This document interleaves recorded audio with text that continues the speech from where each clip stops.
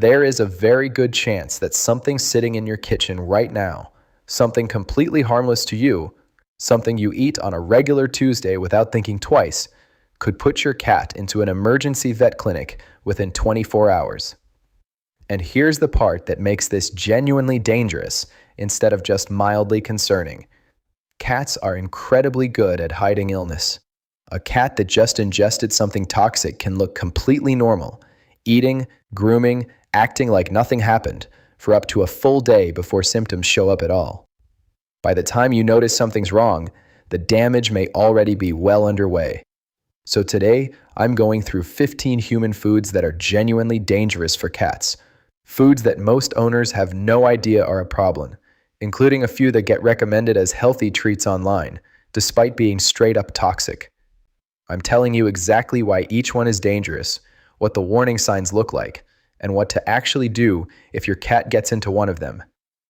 Stick around through all 15, because a few of these are sitting in almost every kitchen in America right now, completely unnoticed. Before we get into the list, you need to understand one core piece of biology, because it explains almost everything on this list at once. Cats are obligate carnivores. That's not just a fun fact. It's a fundamental difference in how their bodies work compared to dogs, and definitely compared to humans. Cats lack certain liver enzymes that are needed to break down a whole category of plant-based compounds. Their bodies are built almost entirely around processing animal tissue, not plant matter, not sugar, not many of the things sitting in a typical human pantry. This means a cat's toxic threshold for a lot of foods is dramatically lower than a dog's, sometimes shockingly so, even when the cat weighs a fraction of what a dog does. A small amount that a dog could shake off without issue can genuinely hurt or kill a cat. So if you've ever heard, "It's just a little bit, it should be fine," when it comes to cats, that assumption can be extremely dangerous. Alright, let's get into the list. Number 1, and this might be the single most underestimated one on the entire list: onions, garlic, and every other member of the allium family, which includes shallots, leeks, and scallions. Here's what's happening biologically. These foods contain compounds that damage a cat's red blood cells, leading to a condition where those cells essentially rupture and break down faster than the body can replace them. This can cause a serious form of anemia. And here's the part that catches people off guard. It's not just about biting into a raw onion. Cats can be affected by concentrated forms, like onion powder, garlic powder, onion soup mix, or seasoned broths and gravies. That means a spoonful of gravy off your dinner plate, a lick of soup, or a bite of seasoned rotisserie chicken can all introduce enough allium compound to cause problems, especially with repeated small exposures over time rather than one single large dose. Warning signs include lethargy, weakness, a reduced appetite, pale or white gums instead of the normal healthy pink, and orange to dark red tinted urine. If you see any of that after your cat has had access to seasoned human food, get to a vet immediately. Number 2, chocolate, in every single form, including white chocolate. The toxic compound here is called theobromine, and cats are actually just as sensitive to it as dogs are, even though most cats don't naturally seek chocolate out the way dogs sometimes do. Theobromine restricts blood flow and puts strain on the heart and nervous system. It doesn't take a huge amount either, and darker chocolate contains a significantly higher concentration than milk or white chocolate, meaning baking chocolate or high-percentage dark chocolate is especially dangerous even in a small quantity. If your cat manages to get into any chocolate at all, don't wait around to see if symptoms show up. Call a vet or a pet poison hotline right away and describe exactly what and how much was involved. Number 3, grapes and raisins. This one is honestly a little mysterious, even to veterinarians. Nobody has fully identified the exact toxic mechanism yet, and it's been studied far more extensively in dogs, where it's known to cause acute kidney failure. Documented cases in cats are less common, but that's likely more about cats being pickier eaters than it is about cats being immune to the risk. Because the exact safe threshold is completely unknown, and because kidney failure is such a serious, potentially fatal outcome, the universal veterinary recommendation is to keep grapes and raisins completely away from cats. No exceptions, no just a little taste. Treat it exactly like you would with a dog. Number 4, alcohol in any form, including foods and desserts that contain it. This one surprises people because it seems obvious you wouldn't hand your cat a drink, but alcohol shows up in more food than people realize.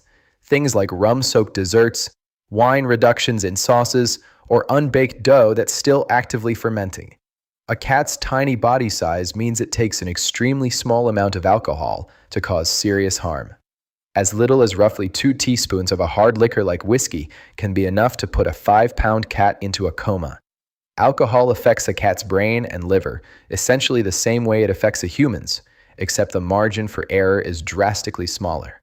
Symptoms include disorientation, vomiting, difficulty breathing, tremors, and in serious cases, seizures or loss of consciousness. This is always an emergency, immediately. Number 5, caffeine, found in coffee, tea, energy drinks, and even some sodas. Cats are highly sensitive to caffeine's effect on the nervous system and heart.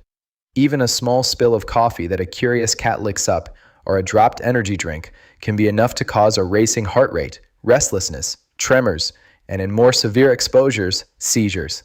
Coffee grounds themselves are actually more concentrated and more dangerous than brewed coffee, so if your cat gets into dry grounds, treat that as a more serious exposure than a spilled cup of coffee. Number 6, raw fish, particularly when it's a regular part of the diet rather than a one-time bite. This one confuses a lot of cat owners because fish seems like the most natural cat food there is, right off a cartoon can.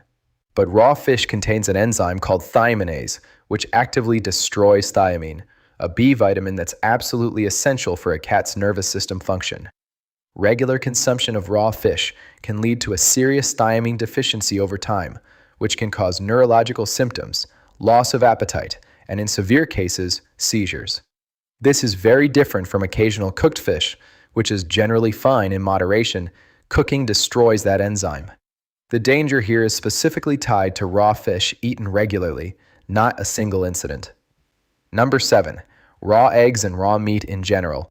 Just like in humans, raw eggs and raw meat can carry salmonella or E. coli, which can make your cat seriously ill with vomiting, diarrhea, and lethargy, and can also potentially be transmitted to you or other people in the household through handling. On top of the bacterial risk, raw egg whites specifically contain an enzyme that interferes with biotin absorption, which over time can contribute to skin and coat problems. If you're someone who's drawn to the idea of a raw diet for your cat, that's a conversation to have carefully with a veterinarian first, not something to improvise casually with raw meat straight from your own kitchen counter. Number 8, xylitol, an artificial sweetener found in a huge number of sugar-free products, including sugar-free gum, some peanut butters, baked goods, and certain sugar-free candies. Here's an important nuance. In dogs, xylitol is extremely well documented as causing a dangerous, rapid drop in blood sugar, which can lead to seizures, and it can also cause liver failure.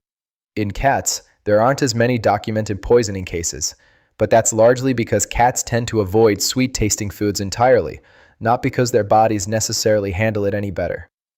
Given how severe the reaction is known to be in other animals, and how little specific research exists confirming safety in cats, the responsible move is to keep anything containing xylitol completely away from your cat, treating it with the same seriousness you would for a dog. Number 9, macadamia nuts, and nuts in general as a broader category worth being cautious about. Macadamia nuts specifically are well known to cause toxic reactions, primarily documented in dogs, involving weakness, tremors, and elevated body temperature. Beyond macadamia specifically, nuts as a category also tend to be high in fat and sodium, and they're frequently coated or seasoned with garlic or onion flavoring, which brings us right back to problem number 1 on this list. Most cats aren't naturally drawn to nuts. Some will bat one around like a toy rather than eat it. But if your cat does show interest in nuts, especially seasoned or flavored ones, it's a category worth actively keeping out of reach. Number 10, dairy products, particularly milk and cream.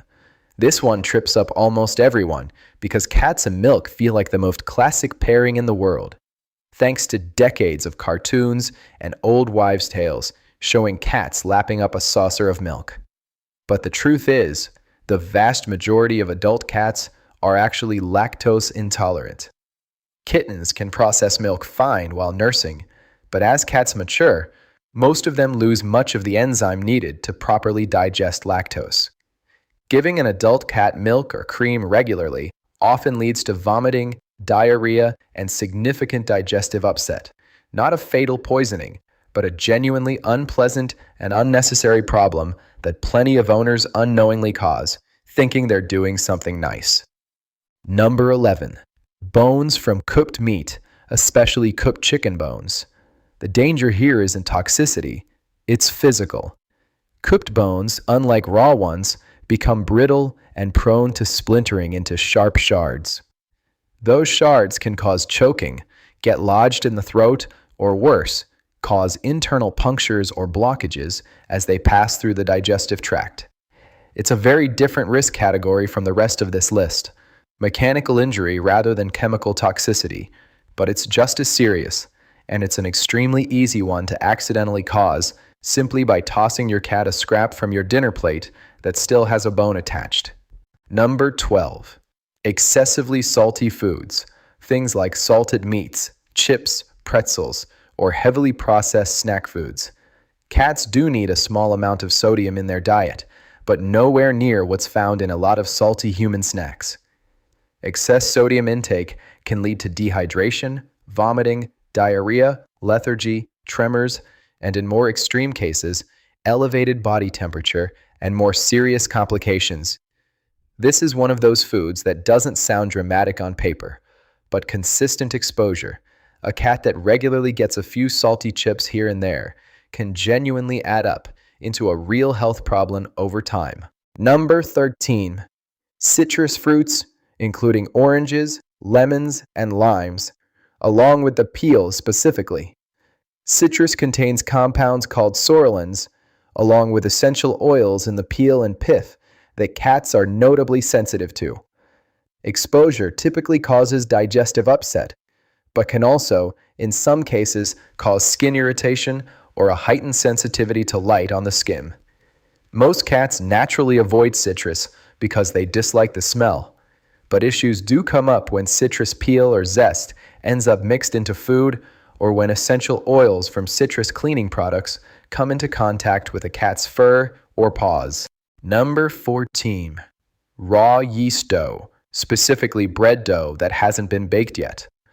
This is a sneaky one because it doesn't look dangerous sitting on a counter rising under a towel. Once ingested, the warmth of a cat's stomach continues the fermentation process that would normally happen in your oven, except now it's happening inside your cat. This produces alcohol as a byproduct, directly tying back to the alcohol danger we already covered. And it can also cause the dough to expand significantly inside the stomach, leading to severe bloating, pain, and in serious cases, a genuine medical emergency requiring immediate veterinary intervention. If you bake bread at home and leave dough out to rise, keep it somewhere a curious cat genuinely cannot reach, not just somewhere they usually don't go. Number 15, and this one rounds out the list because it's less about one specific food and more about a pattern that causes real harm. High glycemic, high carbohydrate foods fed regularly, things like bread, rice, potatoes, corn, and sugary treats. Cats have essentially no biological need for carbohydrates in their diet at all, and their bodies are not well equipped to regulate blood sugar spikes the way an omnivore's body is. Regular feeding of these foods, especially as frequent treats rather than rare exceptions, can contribute to obesity and blood sugar regulation problems over time. And it's a particularly serious concern for cats who are diabetic, pre-diabetic, or simply getting older, since kidney and metabolic issues become significantly more common as cats age. So, what do you actually do if your cat gets into any of these?